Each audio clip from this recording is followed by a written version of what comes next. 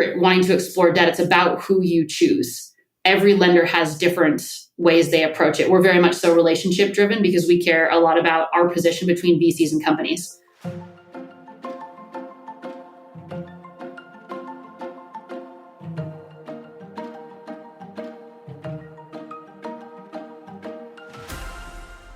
Hi, everyone, and welcome to Climate Tech 360, where we connect with diverse voices in the climate sector to make informed choices in supporting the future of climate technologies. I'm your host, Samia, and today I am speaking with Bailey Morrow. Bailey is a managing director on the venture and growth team at HSBC Innovation Banking. She is responsible for supporting growth stage companies with banking and lending solutions and leads the bank's efforts as head of climate tech, frontier tech, and consumer tech. Before moving to the UK, Bailey spent 8 years with Silicon Valley Bank in San Francisco. She began her SVB career on the private equity and venture capital relationship management team, in addition to working with Series A companies on the accelerator team. Bailey holds a bachelor's degree in combined sciences from Santa Clara University. In this episode, we cover her mandate at HSBC and really get into what they look for in companies when issuing venture debt. We discuss their due diligence process, how they work with startups, how they work with investors, and what they do to build the ecosystem and make introductions to corporate partners. So if you're a founder that might need to raise some debt in the near future, this is the episode for you. And now on to the episode. Let's start with your climate tech team at HSBC Innovation Banking. Tell me a little bit about how it's structured geographically, and then just very high level on your mandate, and then we can get into the different offerings in detail. Absolutely, and thanks for having me. So HSBC Innovation Banking is the entity formerly known as Silicon Valley Bank based in London. So basically when the bank collapsed, HSBC, plugged the UK branch out of the broader Silicon Valley Bank family and plugged it into theirs, which has been, amazing for us to join such a global bank. Specifically on climate tech, over the years, we've seen more and more investment go into the climate tech sector. So about 2 years ago, we started to really focus on how to add value, not only from a banking perspective, but also a lending perspective, and opening up the wider ecosystem that we operate in to make sure that companies can hit their next milestone and, achieve whatever they want to. So for us, our mandate is really twofold. One, we're providing global banking services to climate tech companies. And I should caveat not only climate tech, we'll talk about that today, but all broader startups. And then we are helping them through lending solutions, whether that's runway extension, working capital, et cetera, achieve whatever they need to achieve. And then lastly, the one thing that kind of overarches everything we do at HSBC Innovation Banking is really the ecosystem and being a connector and a partner. Our goal is to be more than a bank. We want to help provide VC introductions, help with global expansion, help share the knowledge that we've generated over our time at Silicon Valley Bank and make sure that wasn't lost in the events in March, and that can still help clients and startups all over the world. Yeah, you guys were definitely an ecosystem builder, and there was a lot of concern when the events unfolded that it would be such a massive loss to the community. So we're really grateful that you became HSBC Innovation Banking. And so how are you guys structured? Like, you're based here. I know you have someone in San Francisco as well. I know that you moved here 6 or 7 years ago from there. Do you look only at European companies or EMEA, and your colleague in San Francisco looks at American companies? How do you split the geographic focus? Yeah, so we have always been geographically focused. And for one main reason, one is to provide exceptional client service. So if you're thinking about, my team here based in London, we are going to look at London deals and European deals only, or work with clients in those jurisdictions. The time zone and just being available is super important to be as close as you can. So conversely, that would mean that, our colleagues on the West Coast are just going to work with companies, on the Western part of the US. And then over time, as innovation banking expands, that will reign true for everybody. Will be geographic hubs in major tech ecosystems so that we can provide the best, to your point, ecosystem building. In order to build an ecosystem, you got to be there. So we've always kind of wanted to have boots on the ground and as close to our clients as we can be. That makes complete sense. So I want to take the rest of the time really to go through your offerings one by one. And it would be great if you could provide just high level examples of case studies so that, for illustrative purposes. But typically the companies that come to you are sort of at Series A and beyond. Is that right? Yes. Yes. I take it one step back. We do bank companies from seed through an IPO, right? So from a banking perspective, any and all founders disrupting something cool would love to work with you. But as it relates to lending, we're really looking at the Series A to be the critical point at which we can engage. And the reason is a couple fold, but we'll start with venture debt because that's probably the most common form of debt that Series A companies take. And really what we're looking to do with venture debt is help our companies create and generate enough value to attract future financing. That's our entire goal. We don't want to replace equity. We don't want to be a longer term partner because frankly, that's equity risk. We're really saying in the next 6 to 12 months, what do you need to do, company, to attract the next round of funding? And how can we help you get there? So that's really our goal. And I was thinking about case studies and sort of, how do I walk through this and put it into practice? So I was thinking about, a deal that we were looking at recently, actually not recently, a little while ago, because it was a 10 million Series A, which these days is hard to come by, but 6 to 12 months ago is a little bit more commonplace. So we had a company that raised a 10 million Series A. From institutional investors, we were referred in via the VC, which is our typical way to get introduced. A VC sits on the board and says, hey, a Series A with 18 months of liquidity on your balance sheet is great, but what could you do if you had 24 months? If you had that extra time, what could you accomplish? And most of the companies say, I've got a huge plan of all these things I can accomplish. And then the VC goes, great, go talk to a lender and let's see how we plug that gap to ensure you can achieve what we want you to achieve. So this company was referred into a VC, came to us, said, I would like to have about 24 months of runway for 2 reasons. One, the market right now is not necessarily favorable for fundraising. So any company wanting to buy themselves some more time to watch how this plays out is one rationale. But the second really for them was they had a very, very clear revenue target they wanted to hit as part of their Series B story. So they said, looking out, we want to have 24 months because, at month, let's just say 20, we're going to be at X number of revenue and that will attract growth VCs. And that's our goal for raising a big Series B. And so it's nice when we have alignment in what the company is trying to achieve because we can structure around that and even put in milestones to ensure that they're tracking toward that. So in this instance, we said, great, we're aligned. We think the team you have in place, we think the metrics you've already achieved, and we think the investors around the board are the appropriate people to support you to hit that milestone. Therefore, we buy into your story and we can lend you money. So that was one example where probably dual purpose. It's the best part about venture debt. It can be used for a lot of different things. A bit of just shoring up the balance sheet for a rainy day. The market is a bit rocky, but also very specific and aligned targets on what story they want to tell for a Series B and buying time to ensure they not only achieved it, but hopefully outperformed, which meant they'd be able to raise at a higher valuation.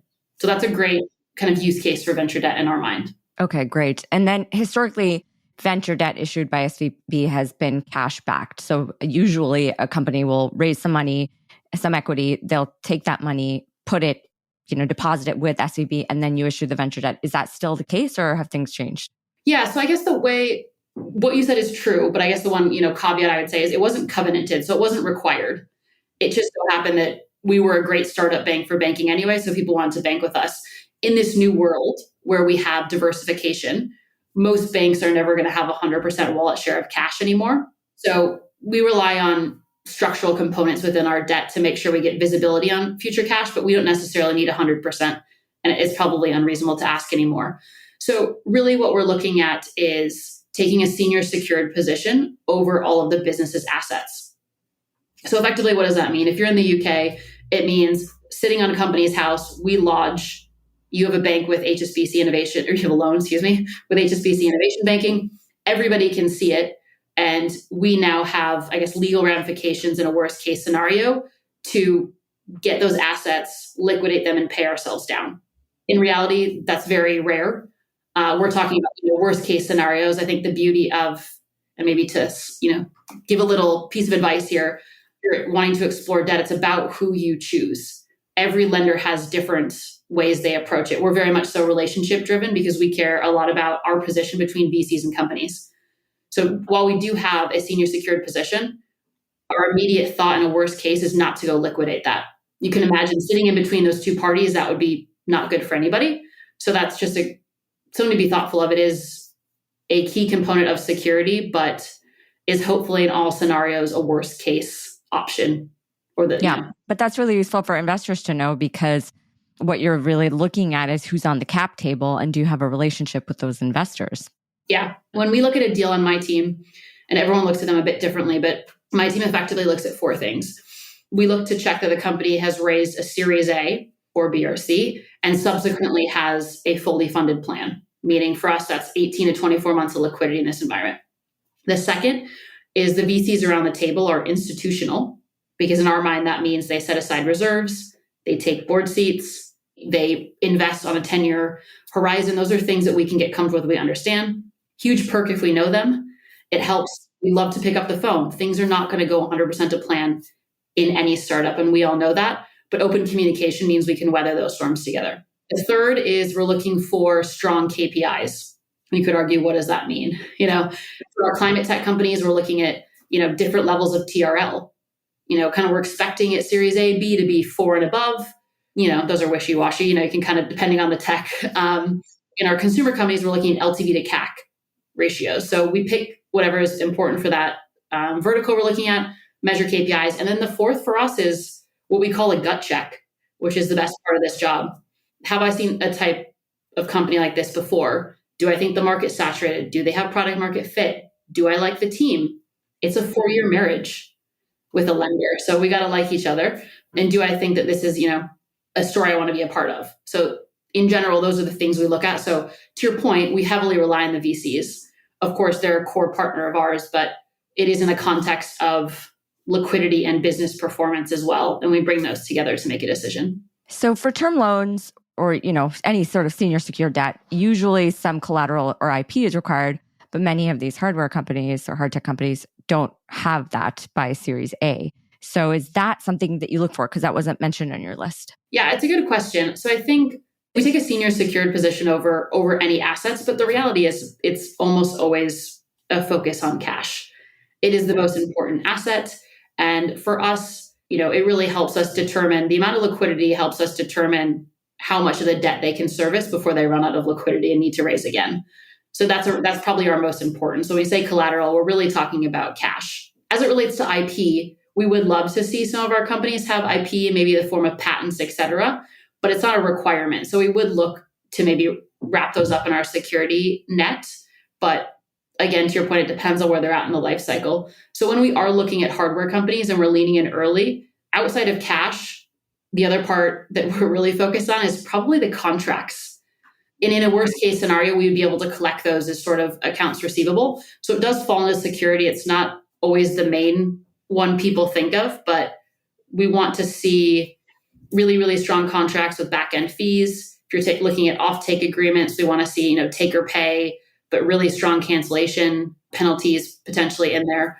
Those kind of things can help add, just different additional structure to the deal for an early stage company where, to your point, we don't have a lot of other collateral or IP to point to. Yeah, that makes sense. Tell me about your hardware as a service offering.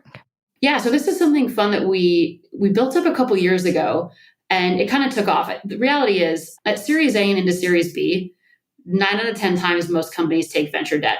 They don't want it to be complicated. They're not sure where they're going to spend it yet, and they want the flexibility. However, if you get some, sometimes mature companies, we see them spending money in the exact same place.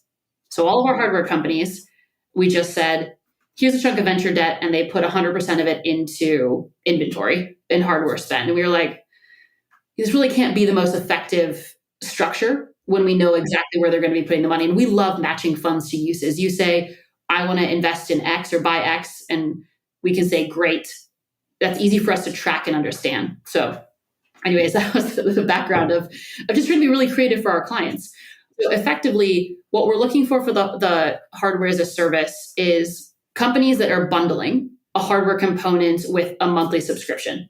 And this has become really popular because historically for hardware, you'd have your customer pay 100% of the cost up front, or you would carry 100% of the cost up front. And with the subscription, you effectively get to amortize that cost, over the contract terms. And so we utilize that as a really great tool to say, we will finance 100% of your contracts that you closed in January. We'll fund you that. So, you're not out of pocket any money. And then we amortize it in line with the contracts associated with that cohort in January. Most of them all have standard terms. Let's say on average, they're 2-year contracts. We'd fund 100%. We'd ammo that amount over 2 years in line with the contract. So effectively, the company should be repaying us with revenue from those contracts. So again, beauty of this, we're not touching equity. You don't need to repay us with cash. That stays within the company because it's the most expensive money you'll ever raise. And it's important for, in our mind, it to be used for value accretive services or value accretive investments or people, et cetera. Yeah. You're seeing that more and more now with hardware companies that try to transition to this hardware as a service at that sort of seed stage. So are you seeing this? Is it more common now these days? It has been. I think there's been a transition over the past couple of years. We started seeing it probably pretty prominently around about 3 years ago, where this kind of bundling took effect and all of those companies who didn't used to have subscription services transferred over. It's also, I think, kind of in line with the way kind of the venture ecosystem also thinks about SaaS. Can you imagine how much more you can value your company if you have repeatable or recurring revenue? So I think we just kind of saw this transition because that's where you get the highest valuations. That's where investors were spending time. And frankly, that's where you could have a more flexible working capital solution. So it really benefited the business. So you also offer equipment financing. Is that correct? Mm-hmm. Can you provide me with some examples of companies where they have raised equipment financing from you? I ask this because a lot of the time, the underlying equipment for some of these companies isn't appropriate for an equipment financing loan because, to the extent that they were to go under or, go bankrupt, there isn't that much that you could do with this equipment. Yeah.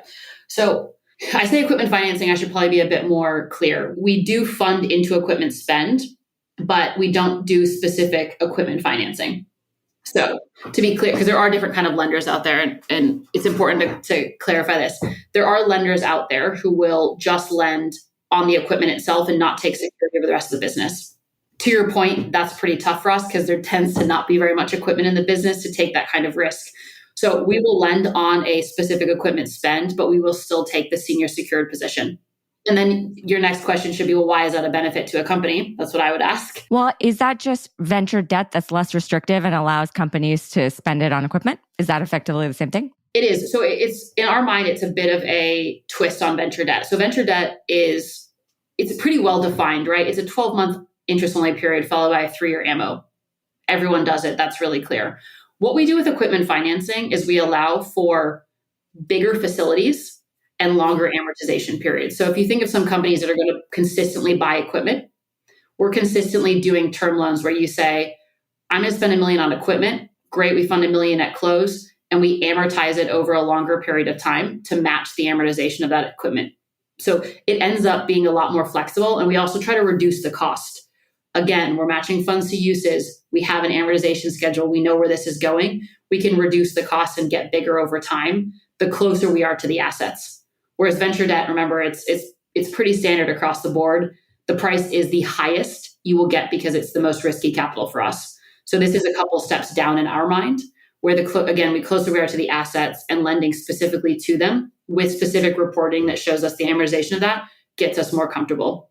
And then over time, if a company were to continue scaling, they could go to a specific equipment financer. But again, the underlying business performance typically tends to be a bit more of the mature companies. And you got to be very confident that should you default, that equipment could go. So there is a risk. And by taking a more holistic view that we take, our view is the equipment is best suited with the CEO in the company. Right. Yeah, I see what you're saying.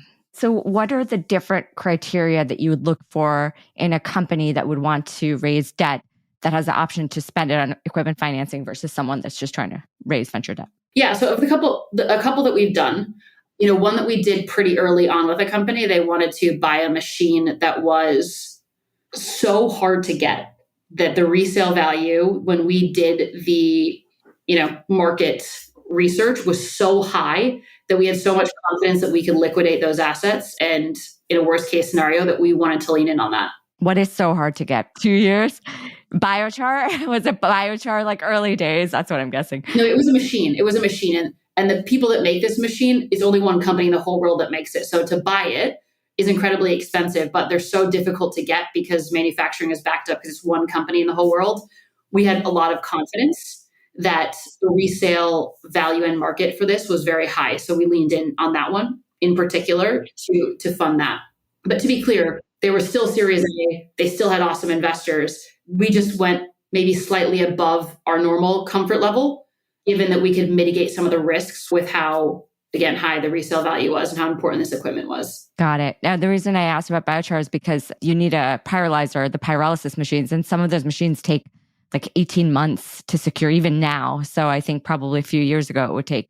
And there's a certain number of manufacturers that are sort of highly rated. So just using that example, because I had a call with Barclays on project finance. We were talking a lot about biochar companies and how they're set up for project finance. How would a startup think about raising project finance versus venture debt? Yeah. My initial comment off the bat is I haven't seen early stage project finance yet. And if someone does it out there, I would love to know. Please reach out to me. But I think what we're finding when I talk in market to, project finance or infrastructure funds, et cetera, they're looking for profitable assets. So there's this mismatch between what these lenders are looking for, which tends to be lending on the third or fourth asset, and have the company show sustained profitability, which I think is kind of fundamentally at odds with a Series A company. So yeah, they want to right now. They want to be able to see that the company is past that pilot stage, so that they can own and operate, a successful plant, and that they've done it before. Yeah. So, and this is the great debate right now for financiers like us at HSBC is there's a huge gap in our product set. And in probably most lenders' product set, to be fair, we're all very comfortable taking, pretty traditional venture risk, for most companies. But what do you do when we go from a lend of, maybe 2 to 5 million to 50? And that's just to get the first plant. That's a 50 million, loan to get the first plant going before they can even get to project finance. And that's a big ask for any lender. So there's a lot of work I think that needs to be done. I know you and I have talked about this of like blended capital stacks and how do we bring everybody together to fill some of these. But I think for me right now, that's the biggest one is how do we help with first of a kind and how do we bridge that gap and also educate project finance firms to come down market. And maybe we meet in the middle and create something, kind of for those Series B companies who are looking for to take on lots of debt, but before they can access project finance. So how are you guys thinking about this first of a kind problem? It is on top. It's sort of the number one topic right now, and everyone is trying to figure it out. So I'd be curious to hear about whether you guys have made any progress internally talking about it. Yeah, we have got, I guess, kind of close to one. We did a big facility, a big plant for a company in the biosurfactant space. And the reason why we could fund a significant portion of that plant is because they had offtake agreements and had pre-sold something like 60% of capacity before they even built it. And they were all in take or pay contracts. So when I talk to companies and they're saying, hey, why can't I get early stage project finance or FOAC? Really, my answer is, I'm happy to have a conversation, but we have to mitigate the early stage risk of the business. And the only way we can do that is by showing early stage traction with off-takers or corporates or something to help us prove that there is, a product market fit for what you're selling, or else it's just too much risk, for any lender. Because again, I don't want to go attempt to sell, a biosurfactant factory. That's not my skill set in a worst case scenario. So we try to be really specific on, where we can add value and we mitigate to the extent that we can, so we don't end up with those assets to sell at the end of the day because we're not best placed to. Yeah. So that brings me to this question. What happens in a workout situation? I used to work on the distressed debt side. So big banks have entire groups dedicated to workout situations. They're incredibly complex. What happens if a company goes bankrupt and you issued them debt?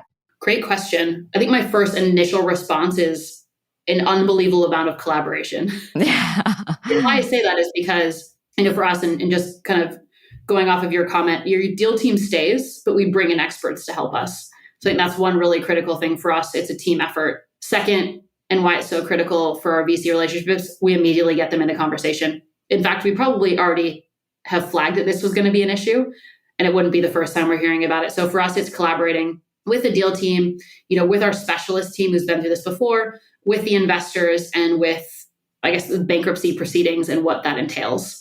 But really for us, it's about having an open communication. I get most companies maybe that have been through that with us, which is luckily not very many, probably says we over communicate.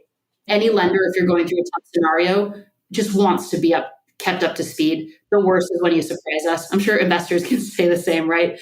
That's typically what it is we just stay really, really close to the proceedings and we do everything we can to ensure the company gets a soft landing. So you guys SVB historically has been the ecosystem builder. And I think you and I were talking about this, but I think that climate investors, VC funds are now evolving a lot. And you're seeing a lot of either corporate partnerships or corporate LPs. But banks are really best placed to make those connections because corporates are your clients. So how do you guys think about that in terms of matching up some of these companies with corporates? Because whenever I talk to debt issuers, it's always like, all right, get us those offtake agreements. And founders don't know how to reach out or they don't know how to start that conversation. So how can you guys help them? Yeah. I'm so glad we get to talk about this because I think the best part about joining HSBC and, when they acquired us was the global reach. And it is amazing.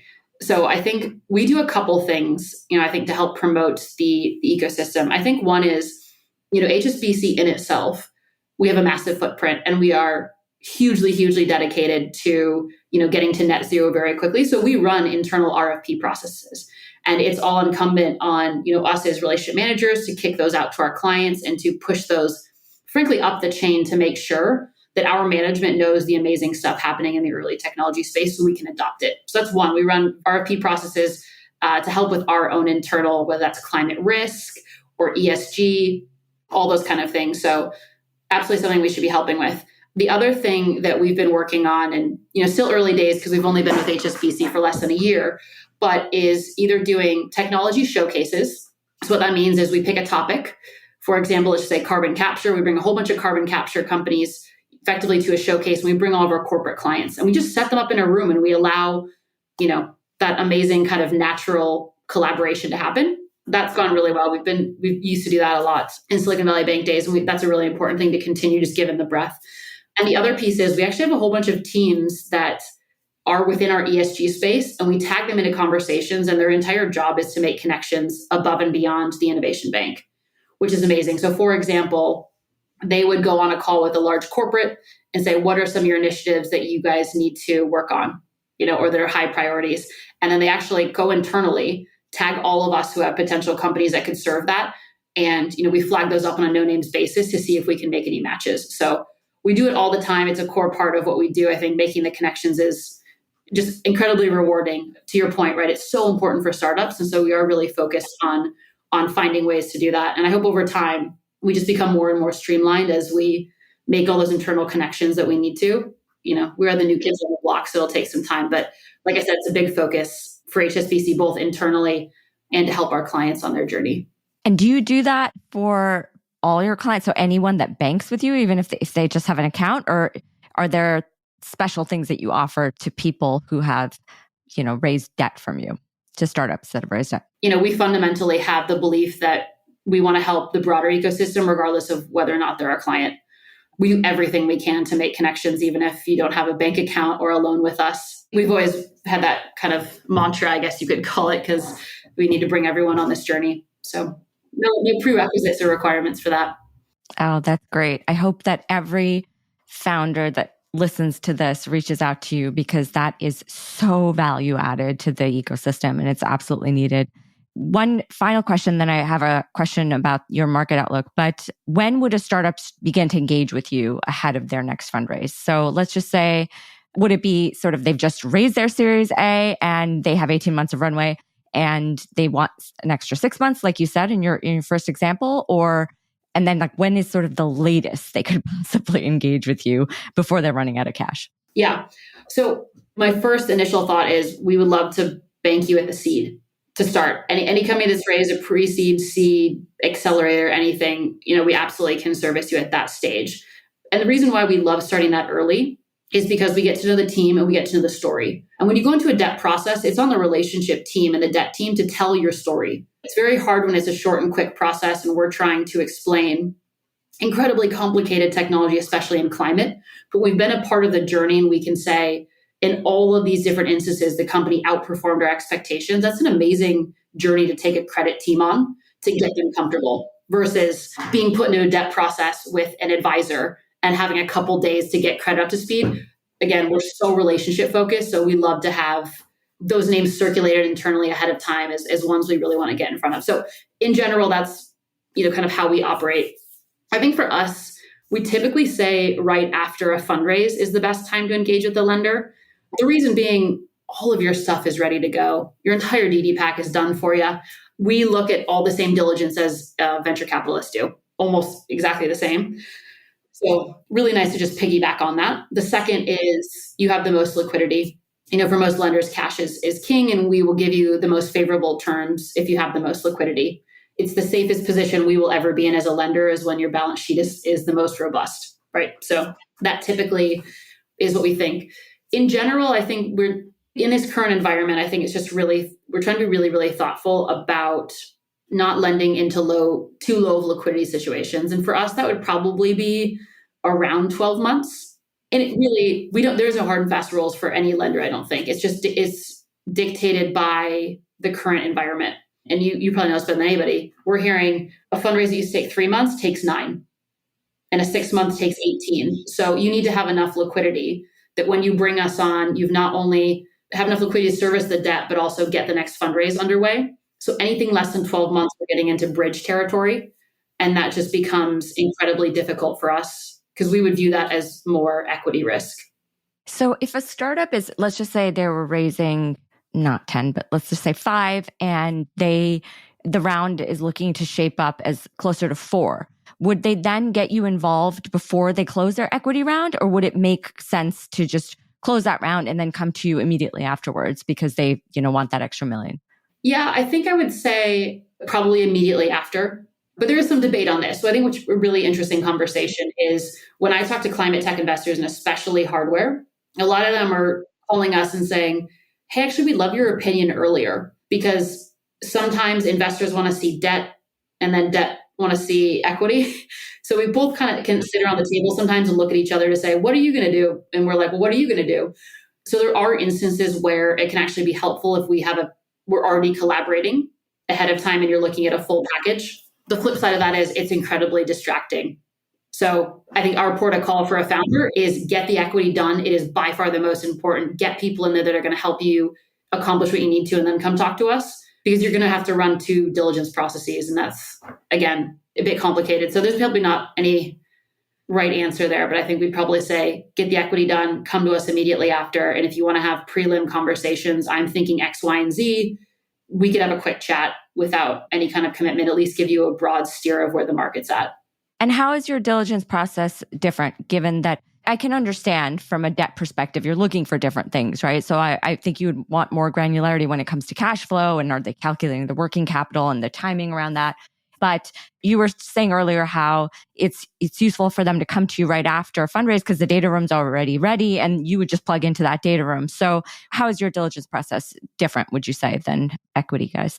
Yeah. I mean, will you tell me? Maybe I'm wrong. And they're similar. I've done both.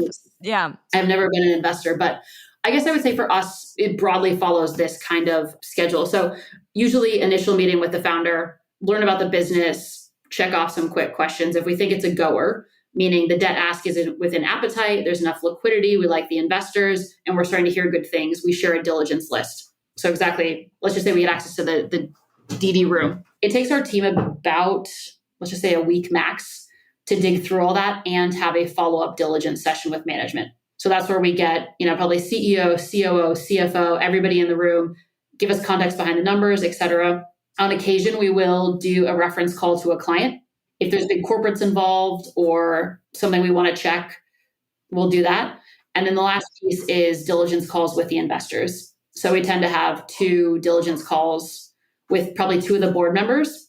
And really that's just to be aligned on what the company has to do to achieve the next round of funding. So once we get all those done, we take it internally to our credit team. we as a deal team will position what we want to do, make sure we're all aligned, and we issue a term sheet. The worst part about our diligence, and I'm not sure if this is the same with equity, but is legal documentation for sure. Yeah, The longest part. definitely.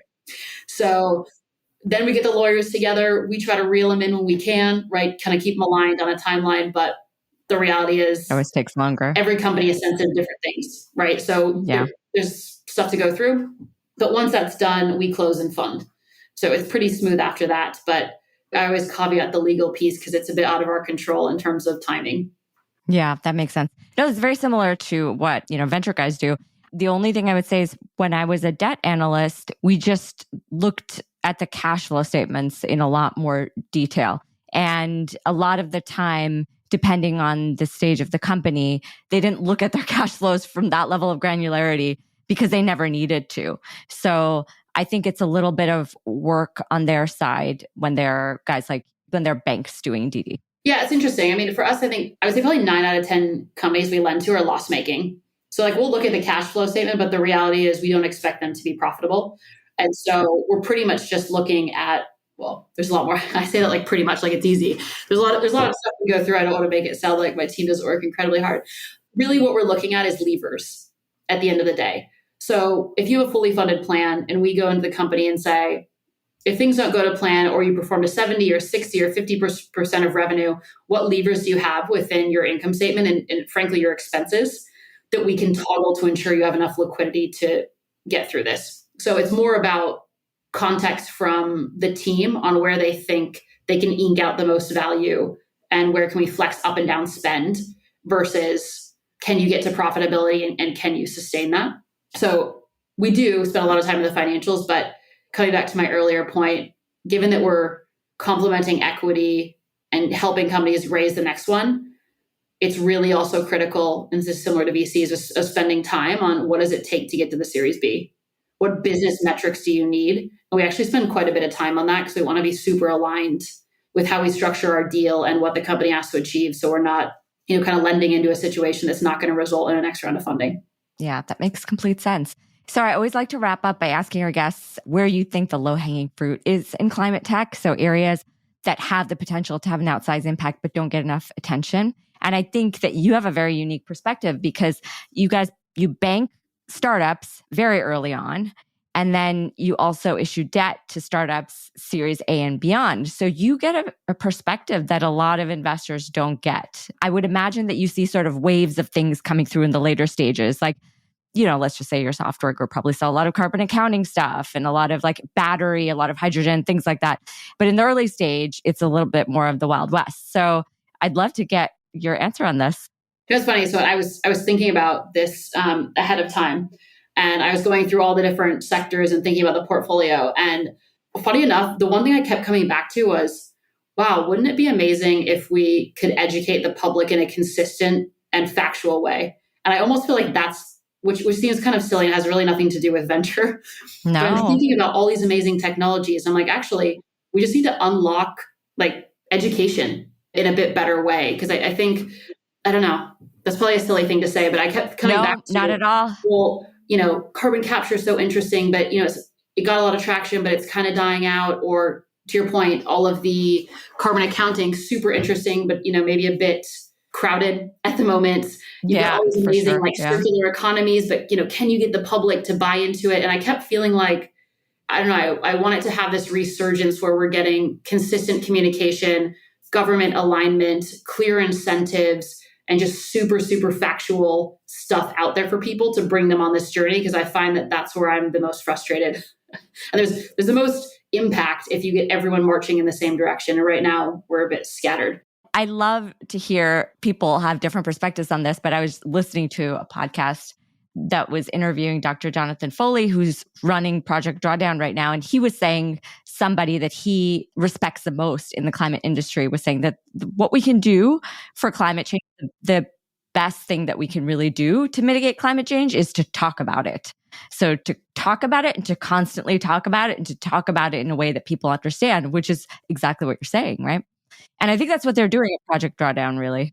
Yeah, and I think you see all these glimmers of really amazing stuff. But I do feel like, part of it maybe is our responsibility being in the tech ecosystem is to promote incredibly powerful, amazing technology that we barely can get our heads around, but we've got to bring everybody else on a journey.